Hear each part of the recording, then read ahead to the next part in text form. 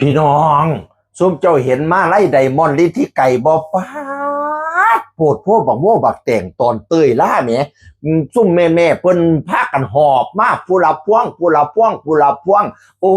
ยหลายพวงเป็นตะนายทั้งปีกทั้งหางกลางออกทั้งเป็นรูปนั่นรูปนี่เนาะเพิ่งใบลอยล้วนๆใบพันล้วนๆป้า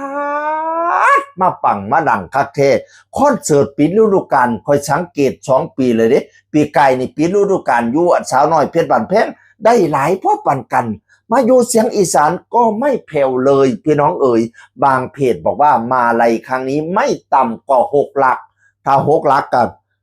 แสนเนาะไม่ต่ำกว่า6 หลักแสดงว่า7 หลักเป็นล้านผู้แล้วทุใครเจ้าหาเงินขึ้นเดียวได้เป็นล้านมาอ่อนซ้อนคักแท้อีพอแม่ก็ไดมอนด์ลิธิไก่ลูกอีพอไหมไทยหัวใจศิลป์หลานยานกพี่น้องเอ๋ยมาอยู่กับย่านกฤดูกาลแรกฤดูกาลนี้นะมาอยู่กับเสียงอีสานเป็นปีแรกและก็ประกาศชัดเจนแล้วว่าปีหน้าก็ยังอยู่กับเสียงอีสานยังอยู่กับย่านกแบบเดิมวันปิดฤดูกาลคอนเสิร์ตวันสุดท้ายปลายทางเสียงอีสานนกน้อยอุไรพร18 พฤษภาคม 68วัดโพสูงตำบลเด่นลาดอำเภอหนองฮีจังหวัด101พี่น้องเอ๋ยมาลัยครั้งนี้ไม่ต่ำกว่า6 หลักก็ต้องเป็น7 หลักก็ต้องเป็นล้านบา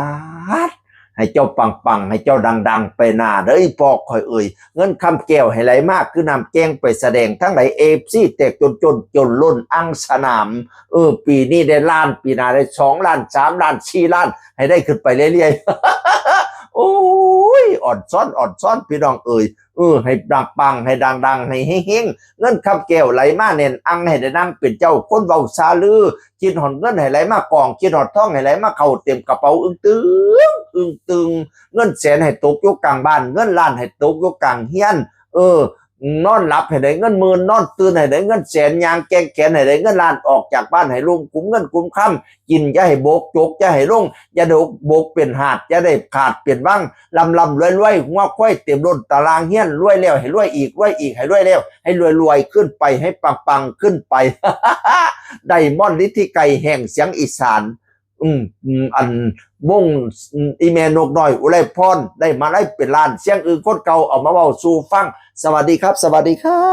บสวัสดีครับขอบคุณทุกกำลังใจครับผมนี่คือบ้านฮักไดมอนด์